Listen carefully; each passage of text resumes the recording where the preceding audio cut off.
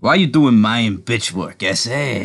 Why are you doing Mayans bitch work? Well, I tell you what, we're not. The Mayans absolutely sucks, and we are back with the Sons of Anarchy reviews here on Taylor Tuesday. Welcome back, guys, to the fucking entertainment channel. Here to review Season 3, Episode 2, Oiled. That was the name of the episode, and we're going to get oiled up with some SOA action. And some facts, and we're going to get oiled up with the big juicy one. First one, last appearance of Cammy Hayes. Cameron Hayes took my grandson. Well, now... It was Jimmy's boy, the enemy boy. Now the IRA have took Cameron Hayes' life, so things working roundabouts. But you know what? I like Cammy Hayes. It's a shame to see him go, but it had to be done. He might win MVP. You never know. You never know. Second fact, debut of the Grim Bastards. We love Tio. We wish he appeared in the Mayans, but guess what? The Grim Bastards are appearing in the next episode. They are appearing in episode 5 of Mayans, which is good, but we've seen them here. We've seen them get their debut. It was kind of weird seeing a bunch of black guys on bikes, but, you know, get used to it, because we're going to see more of it. It wasn't weird. I loved it. It was weird. I hadn't seen it before anyway. Final fact. Mayans attempt at the patch over in Lodi. So yeah, it's the first attempt of a patch over by the Mayans. Yeah, the Mayans. They need to run that heroin, brother. Gotta get that heroin. That DH trade. That cutting bag, brother. Yeah, so that was that. Basically, there's your 3 facts for the show. Now we're going to get into the episode. And also, the episode kicks off in Belfast. So it's the first time an episode's not kicked off in America. That's a fun wee fact, isn't it? That is a fun fact. Now, obviously, I'd actually, you can maybe argue for this season, most of the episodes, but half the episodes kick off in Northern Ireland rather than America. Well, I would imagine all 4 Ireland ones do. Yeah. Because that was, I mean, obviously. Rephrase it. All 4. Northern Ireland. That's it. There you go. You don't know your 6 counties, or fella? The 6 counties, brother. Come on, you did them. Yeah, so we see Cameron Hayes enter a Belfast church. We see a 3B Metro bus. He is on the Newton Ards Road. And fun fact, guys, I travel that road every day. There you go.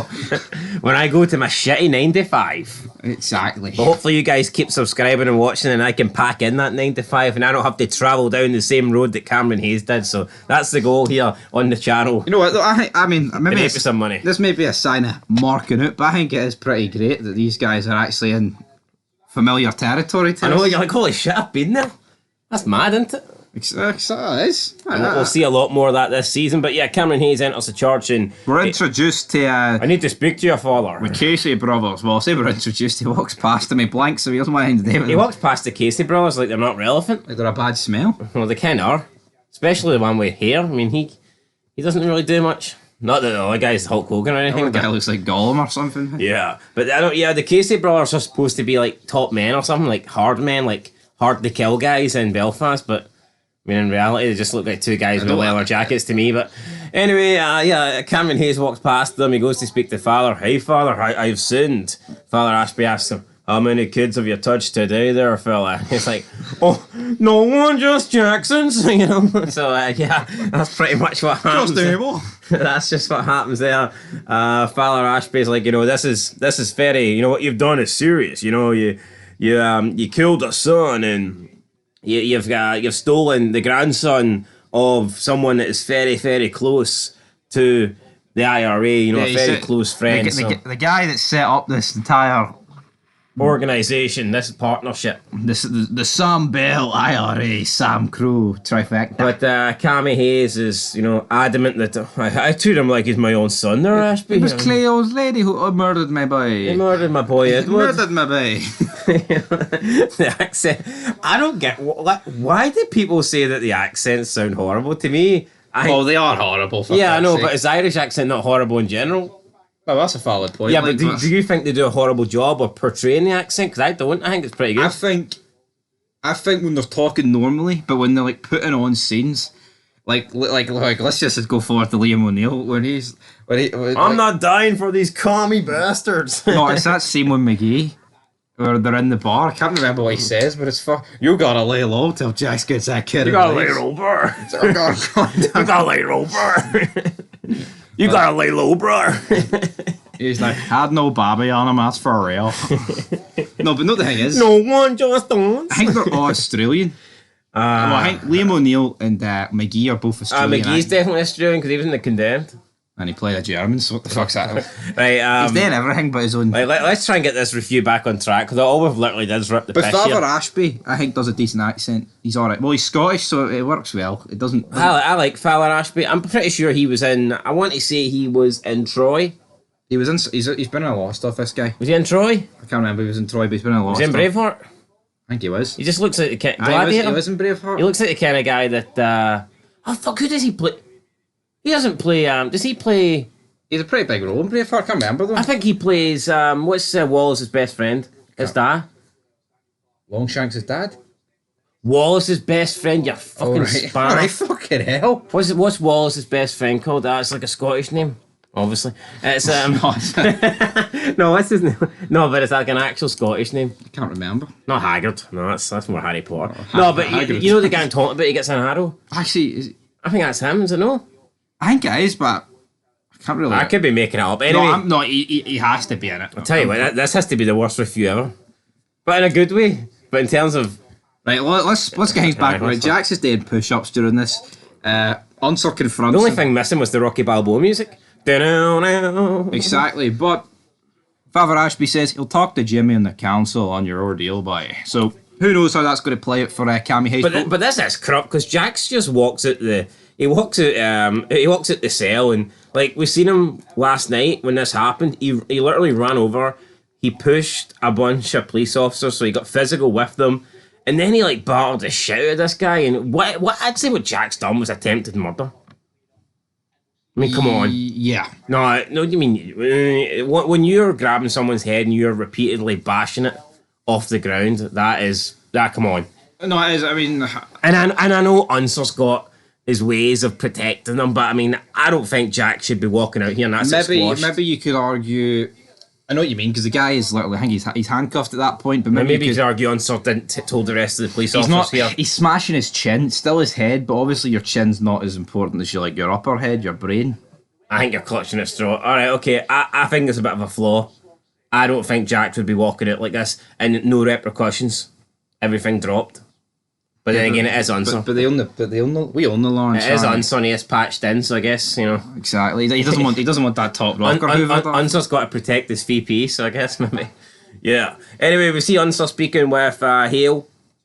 First of all, Jax gives condolences for David.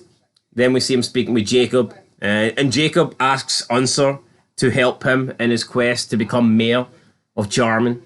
Is that going to happen? I mean, they obviously don't like each other, and I feel like Unser would be leaning more towards, this is the knife that I used to cut off the nuts of the clown that raped your daughter. So I feel like Unser would be more likely to support him. Do you feel like at this point, has this got anything to do with it? Do you feel like the fact that Jem is not here, he's more reluctant to help SAMCRO, or do you feel like it's more of a thing he actually wants to do what's best for Charmin, and he's seen recently SAMCRO's not really what's best for Charmin due to all the devastation. So it's not like he said it with him, and he literally let Jax walks free. So I think he's still a patch member. He's still a patch member. So Cancer Boy's not dead to us. Nah, Cancer Boy lives forever. He lives forever. Not even cancer can get him at the club. Exactly. I reckon Unser can't get a mayhem vote against him. It's not happening. Goddamn right. We cut to Nate's house. Tig is turning all the dolls away because he's getting freaked out, which I thought was funny, and it just shows you though this works with these two. Could you imagine in the Mayans, man, if this was like Hank and Sophia at fucking Sophia's dad's house? Come on. Tig just literally turning around the dolls is such a Tig thing. A guy that's, you know, willing to sacrifice his life and not afraid of anything, but a couple of dolls looking at him, it freaks him out. So, and we see it throughout the show. Nate gets up, he complains that Tig's here, he complains. Who's this guy? Oh, he's with me, Dad. He's like, I know that, I'm not stupid. The coffee's too strong, next time make your mother make it. See, Gemma should have just got up here and fucking battered, Nate. What are you on about, you old dick? My mother's dead, son. Yeah, so we had that. Then we had Tara getting a 6-month leave of absence. Well, she requests it, and then Margaret Murphy's like, no, you're no getting it. This surgeon needs good surgeries. Margaret Murphy sounds like she belongs in the IRA, doesn't she? Aye. Margaret's a pretty Irish name, and then Murphy is just, I mean... No. No, you're right. Like, I just don't like Margaret Murphy. I understand what the character's supposed to be, but like, Tara batters her, and she's like... I think she's a bit more likeable in season 3. Oh no, she is. I think it's towards the latter bit of the show where she comes like.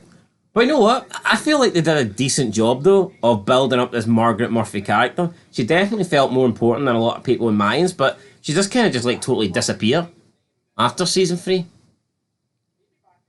Does she? Does she not? No, she's in season 4. Barely. No, she's in season 4 quite a bit. Well, I say quite a bit. Like she's not like a girl. Oh, well, maybe it's season 4. She disappears, but I mean, she goes from being pretty relevant to just not there. Are No, she's consistently through the show until season 6, and then she drops off. you sure? Oh, aye. Alright, guys, apologies. Sorry. Sure, Sorry, Kurt. when Gemma's looking for the letters in Tara's office, she walks me the in, letters. She walks in on her like 3 times. Oh, that's true, actually. There you go. good. That's Sorry, you. Kurt Sutter. I owe you an apology. Exactly, bro. How dare me think you're right was as bad as Elgin James. But it makes sense. See, after season 6 of Sons, no spoilers, but there's no need for her to be around. So guess what? She's not around. That's what I like, you know. Imagine we get like That would be like season 7, the last season. Tara's dead. Margaret Murphy's got no more connections to the show, but they go and watch her steal money to try and pay her rent because, you know. that's what we do. We got to have strong females on the show. Yeah. God damn it. No, but see you think about like a lot of good shows. People are only relevant if they've got a connection to main characters. See, once they lose that connection, you do not give a shit about their story. Exactly. No, you're right. You're right on the money. So, no offense to like minor characters like Hope and Letty, but I mean, as soon as Coco died, their purpose in the show was over. Yeah. Like, it would have been better seeing his reaction to one of their deaths rather than their reaction to his death. You get me? I'm not saying they can't remain in the show and have the odd cameo appearance, like, you know, but come on. They're actually having their own storylines or they're taking up valuable time away for others? Definitely not. But look, this is it, guys. Not going to mention Mayans MC for the rest of this episode, but we might mention the actual Mayans Club because, spoiler alert, they're in this episode. they're in this episode. Well, they don't actually appear. Well, they don't, but they get mentioned quite a bit. They get mentioned quite a bit. But before They we get name get dropped. before we get to that, Jimmy O talks to Father Ashby on the phone. He's like, Edmund was working with the ATF. And I can't believe Clay'll back me on this one, brother. Can't believe Cammy wasn't privy to what his son was doing there. And then basically, You know what? I think that's a fair assumption. I know, but Cammy Hayes, It's actually legit. He didn't. Yeah. He actually thought Edmund was legit. He know. thought Edmund was. So he's getting thrown under the bus. by everybody, But what his son fucked him over now. what doesn't work for Cammy Hayes this year? It's everything combined. Now, if he's getting accused of this and he hasn't killed Halfsack, hasn't took Abel, I think the council probably wouldn't kill him. No, but I think this is the nail in the coffin. this is the nail in the I don't coffin. I think the council or whatever in the IRA, I think they can look past the kidnap, and I think they can look past the killing of the son, considering that he was led to believe that Gemma killed his son. And you could argue that Halfsack was the one that, you know, did initiate the attack, really. But when they factor in that they believe he's turned rat, then that's the final nail in the coffin for Yeah, Cammy like, Hayes. there's just no reason to back him anymore. Yeah, but it's like I think Father Ashby is like he doesn't necessarily believe it, but he knows that the IRA and Jimmy believe it. Therefore, at this point, Father Ashby is pretty much going to kill Cammy Hayes out of sympathy. You would be burning bridges with the Sons and the IRA if you were decided to keep him alive. No, but I think it was more he was worried like what if they found him. No, yeah, no, absolutely. So yeah, Hey, Maureen, it'll be peaceful, but he's our cousin Ashby. he's our cousin. He's our cousin father. Take him back to his family. Let him know Cammy Hayes came home. Yep, we're at the hospital here. Clay says to Jax, you go and see if Tara can provide a distraction here so they can speak to the Mexican. But then they get, what do they get? They cut off my goddamn fingers. Yeah, so Chucky runs out, and I love Chucky and Sons when he was crazy, but like a good crazy, an entertaining crazy, a fun crazy. There's a level-headed craziness. See the craziness that we get in Mayans. It's not good. You know what? I'm actually Loco. glad he's not appeared in the last 2 seasons. Yeah, no, they completely ruined him. And you know what? I'll actually say I do think the Mayans MC. What I will say is, I know we said we weren't going to speak about it, but last time, I feel like they actually do a good job when Sun's characters appear on Mayans. I look at all the appearances and I think, you know what, they're actually good. When you look at Tig, when you look at Chibs, when you look at Montez, Happy. I think the appearances have been good, but I've got to say, the one appearance that wasn't good was Chucky. I hated his entire run in Mayans. Didn't think it was good at all. Ruined the character for me. Absolutely. But speaking of Mayans, the Suns confront the Mexican man. He's unable to talk due to his wired jaw. They look for tattoos. They can't find anything, but then Jax, he pulls out the secret maneuver, which is, let's check his lower lip. And it turns out he's affiliated with a Mayan puppet club, so to speak. Well, Clay pulled out his secret maneuver as well, grabbing the guy by the nuts. A bit unnecessary, like. He either grabbed him by the nuts or shoved his entire fist up his ass. I don't know what I want to believe, like. Well, I think Tig would have definitely done the latter, like, but... Tig in here, brother. Tig in here. So, yeah, they find out that, obviously, it's the puppet MC. Then they go... Calaveras. The Calaveras. Then they go and pay the leader of the Calaveras. Well, they don't do that yet, mate. They go visit Jimmy. They have a sit-down with Jimmy, brother. Alright, so you're getting way too ahead of yourself there. Your timeline's not correct, fella. But they tell Jimmy that Cameron directed his vengeance at the wrong target and that he's got to be back in Belfast. And then Jimmy's why would Gemma kill Edward? Don't make any sense there. It doesn't make any sense. See, to be honest, it doesn't make any sense. Yeah, no, it really doesn't. And that's what goes for these guys' favours. You know what? How many fucking people did Stoll get killed? I know. Quite a lot. Like, all her fucking lies and, like, deceitfulness. I mean, it does get people... She has killed a lot of people. Either directly or indirectly. You've got to factor in, like, everybody that dies in Belfast is a result of Stoll. So she had it coming. No spoilers, like, but... Jimmy dies because of Stoll. Yeah.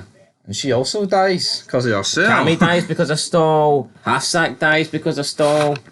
Half of Sam Bell died because of Stoll. Arguably, Hale dies because of Stoll. Because he wouldn't have been at Half-Sack's wake, his funeral. Or is that clutching at straws? Like, maybe clutching at straws, but you know... I'll go with it. I like the clutch straws. It's the butterfly effect. Jimmy says that Cammy couldn't make a move on the 6 counties without me knowing about it. You know, we could make a video for every death that Agent Stoll's caused. Could. What if it? Could do that, but... The 6 counties there, so I find it weird, you know, you've got Jimmy talking about 6 counties, and you've got the Sons just looking at him like, they don't have a clue, really. Well, what the 6 counties is. Yeah. Well, maybe some of them do. I mean, maybe they were a connection with the IRA, they would. Maybe, but I think Jimmy's saying this. The fact they're getting their guns from Ireland. I think Jimmy's calling it the 6 counties, as in here. I don't want to call it Northern Ireland, I want to call it the 6 counties. That could be it. And I also feel like, I think Kurt Sutter liked to try and make you feel like, I think especially with this like part of the show, he wanted to do more things that like relate to like Northern Ireland and Republic of Ireland or whatever, or the island of Ireland. So I think he was willing to use references that only maybe Irish people would understand. Yeah. Aye. But I mean, the average American's probably watching this going, because let's be honest, the average American's geography is pretty shit. Just counties, you know, I mean, even that would probably put them off. The average Americans probably think, what's he mean 6 counties? But I think that's a better delivery than Jimmy just saying, Cammy Hayes can't do anything in Ireland without me knowing. I just think the 6 counties sounded better. Yeah, it did sound better. That's better. because we know what he's talking about, whereas maybe others wouldn't know about the 6 counties and the 6 counties that are on the north. Exactly, but this ends with a handshake here between Clay and Jimmy, so it looks like they believe each other. Yeah, Jimmy's like, oh, yeah, your grandson, he must be here. So, yeah. He must. But Jimmy, of course, is lying to the club. He's got to be up north. You're lying to the club there, Jimmy. And at this point, we're kind of wondering why he's lying to the club.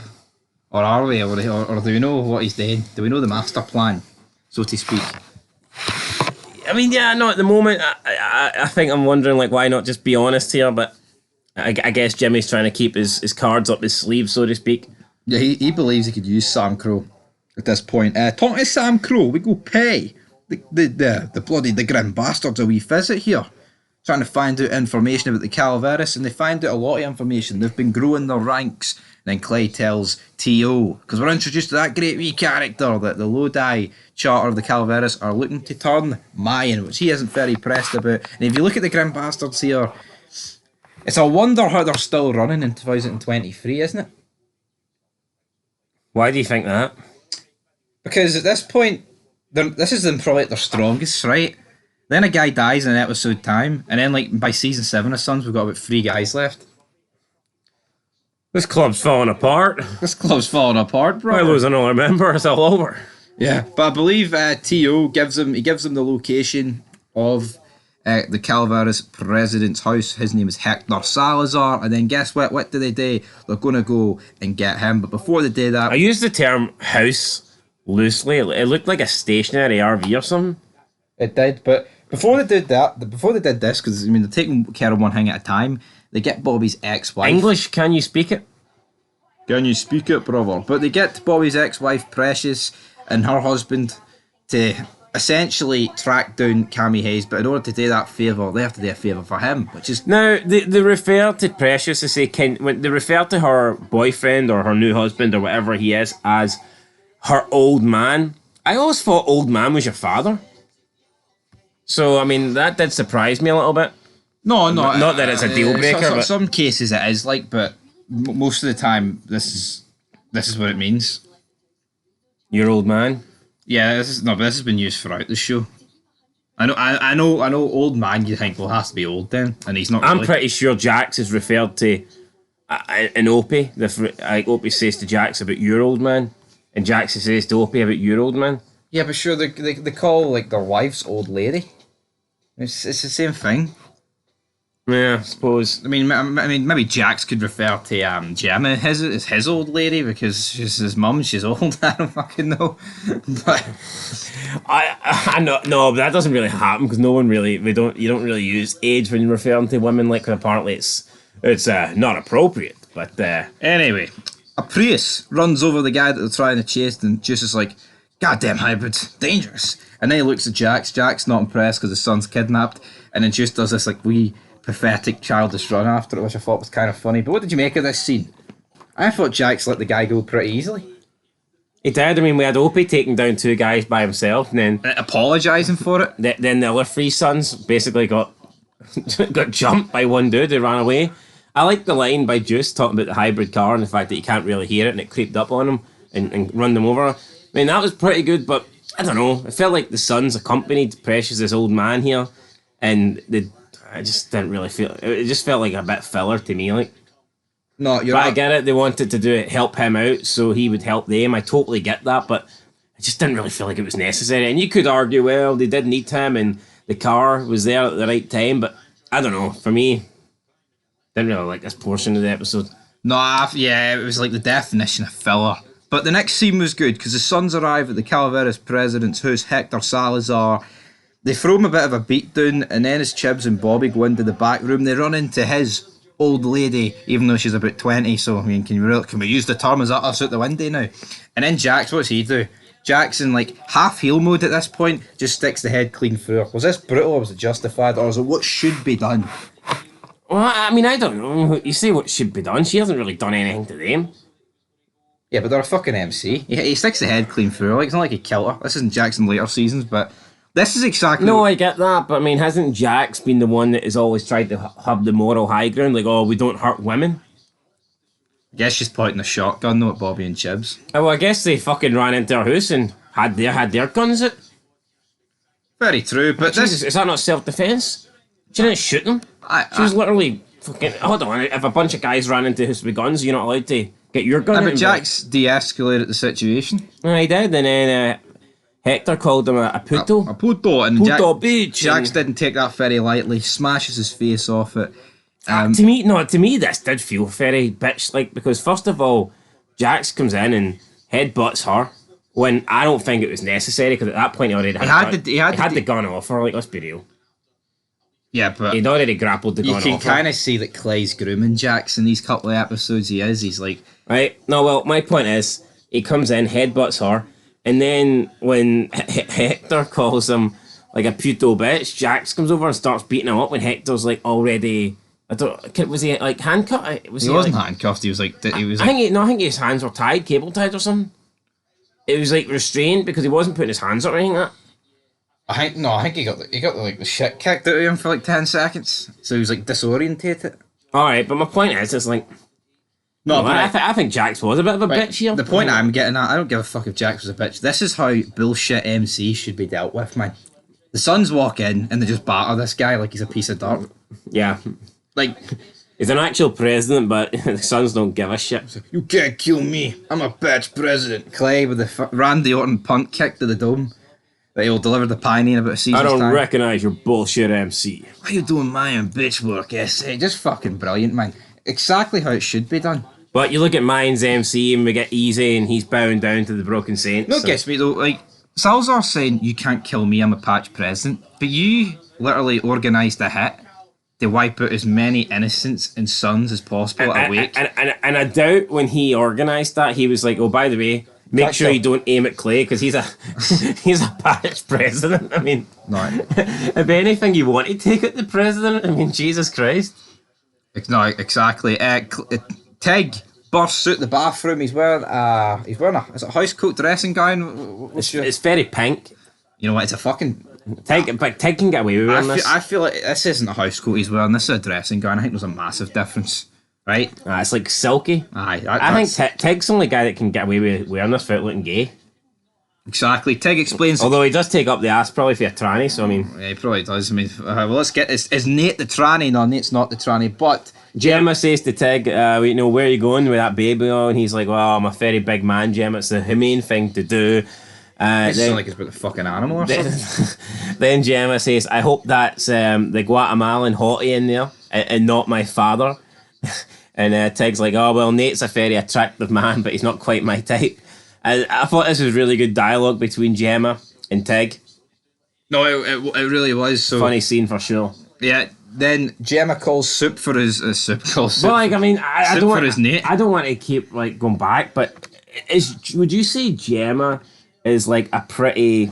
I know it's not. If you're making comparisons between SOA characters and Mine's MC characters, I know you can't exactly, get everybody. But would you not say in terms of a comparison, the closest thing to her in Mine's MC would be Felipe? Probably. Well, I've never seen any dialogue from Felipe that I thought was entertaining or funny. No. Or enjoyable. Not in the slightest. Not in a month full of Sundays, man. I just seen an opportunity there to bury Felipe. Right, can we stop talking about the mines? 100%. This is the Suns, mate. Right. Yes. A show that's actually good. Good, aye. So I've no complaints here. But Gemma calls Nate for his soup, like the old decrepit bastard that he is. But he hears moaning from the other room. He's like, Rose. So he goes to get his shotgun, or not, it's his rifle. Well, first he walks in and he sees Tig giving it to the Guatemalan. It was a shotgun, actually. Yeah, Tig would have been fucked. Tig would have been dead. So he sees the Guatemalan bent over by Tig. Obviously, Tig's using the lube or whatever. I thought Tig would have had the Sons of Anarchy tattoo. It was a very pale back for Tig. Do you think that's an error? Not everyone does, though. Clay didn't have it. Maybe it's like a newer thing, like because Jackson Opie have it. Blake Juice had it. So maybe it's like a newer guy. Yeah, you say it's a newer thing, but like, couldn't you just get it even if you've been patched in for a long time? Couldn't it, like when I'm not saying. Yeah, no, exactly. I see. Actually, when you think about it, Tig didn't really look the part here, didn't he? It was a lot of bare skin. And he looked flabby as well. He wasn't really. I don't know. I kind of got the feeling like Tig's like a toned guy, but then he just looked like a fucking bum. Maybe it was. Well, I suppose that's how you did see his ass. Maybe it was all the fucking baby oil that didn't make him look as good as what he. But normally baby oil makes you look toned. I don't fucking know what Tig was doing here. Tig looked like Nate thought it was a fucking creepy and on looking bastard. Yeah, so Nate goes, grabs the hunting rifle, shoves it straight up his ass. Tig would have probably liked that. No, he shoots him. Gemma runs and he's like, "What you doing, Dad?" And he's like, "Oh no, I thought it was Rose. What have I done?" Then the Guatemalan hottie wants to report it, to go to the hospital. Gemma's like, nah, we can't. They'll report it to the police. She's like, well, it was an accident. They're not going to do anything to your dad. She goes, it's not my dad. I'm worried about it. I feel like they could have did a better job here of like keeping Gemma under wraps. Like actually saying this is like, was I not just going to arouse questions with her? Yeah. Then Tiggs asked Gemma, can you pull the slug out? And Gemma's like, yeah, and we'll just have to put a lot of baby oil on it or something like that. And Tig's like, yeah, I thought it was pretty funny. That would sting, man.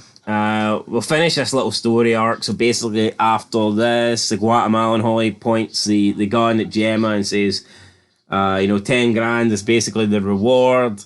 It's been up to 25. Yeah, but that's a lot of bedpans, man. Gemma tells her, that gun's empty. So she grabs the hunting rifle off her, then aims her own pistol and goes, but this one ain't. I wonder if the hunting rifle was empty and she just said it to distract her, but I guess she could have said that and she just pulls the trigger, good night. Is it not? I could be completely wrong here, but the hunting rifles not carry less ammo. A pistol? No, just in general, the hunting rifles. Can you not get like certain hunting rifles? That are, like, Hunting rifles would normally. Is there not certain the ones that hunting- there would probably be ones that only hold one bolt. that's what I was going to say. Do you not need to reload every shot with some hunting rifles? But surely she would. But that's the thing. Like, if she knew Nate used it, surely you'd Well, check did he it. use it? Like, Look at the shot it stadium. fucking once. Aye, once. Yeah, that's what I'm saying. So if it holds one bullet, she would have had to reload it. But does she know? But she doesn't probably know about it, does she? Well, hold on. If you're gonna point a gun at someone, you need to. It's America, man. They all know about guns. Just because we were sitting here like fucking tools, haven't touched a gun now. Like, Many well, guns you point at. I held a sniper rifle, mate. In school, probably wasn't loaded like this. It was a toy one. It was a fucking Nerf gun. Woo! Anyway, So yeah, I don't recognize your bullshit sniper rifle. she sends the Gualamati down to the basement, never to be seen again until the next episode. But what's happening next? What's happening with SAMCRO? Well, we've got Salazar, and we've got his head in a trap. So essentially, it's connected to like ropes, and they're going to basically play pinata. So Jackson Opie play pinata, and essentially, if this gets connected here, his head's getting ripped out. Yeah, so they drive past, and if the tire of the bike drives over this, it's going to decapacitate his head. But they just avoid it at the last second, and then that's it. They ask him for information, and he basically says, "Yeah, well, we're set up to run heroin." But it's like they basically dug a hole for this guy and got him tied up and like immersed him under the ground just to do this like one little fucking scare. It's like, could they not just point? And I get it, it's a cool action scene, like, but could they not just point a gun at his head and be like, "What's that? Why is Alvarez patching you over?" I guess though, he probably wouldn't have just fucking gave it up with a gun. You would have probably had to hurt him. Well, here you didn't really hurt him. You just fucking like. Yeah, he thought it was like a one go thing. Exactly. So yeah, but it's weird here because he reveals everything he says that they're going to be patching them over because the mine's going to be running dope to Stockton. Goddamn patch over. It's a goddamn patch over, man. So yeah, the AB. So the deal with Sobel's practically is still on the table. Apart from obviously Sobel's not going to be really running it, and then Chibs is like, those bastards, we're going to wipe them out, let's get bloody. And then Clay. Says no, Clay's the guy that doesn't want war. That's what I did not expect. This would be like Ron Perlman coming out and saying he's voting for Trump. No, I would be. Well, maybe not for like, but this fucking took me by surprise. Jack says we need to negotiate with them, and then Chibs like, negotiate what? Alvarez wants us fucking dead, man. And then Clay's like, we'll just have to change his mind. I mean, I understand why they don't want to go to war, but I feel like Clay's just did like a complete 180. Yeah, no real apparent reason. Like, well, I mean, there isn't a reason, but surely, like, to be honest, it does make a lot more sense to negotiate with Alvarez to like change this deal up. But at the same time, if this is Clay a season ago, there's about 4 charters on the way to Alvarez's front door. AKs and shotguns. And that's exactly it. And yeah, so we cut back to Belfast, and Cammy Hayes has to say his goodbyes. So he's like, I'm sorry, Kel. He's like, I love you, brother. I love you, cuz. Kisses him on the forehead, and then bang. They choke him out. One of the Casey brothers strangles him from behind with like a Mark wire. Casey. And that's pretty much it.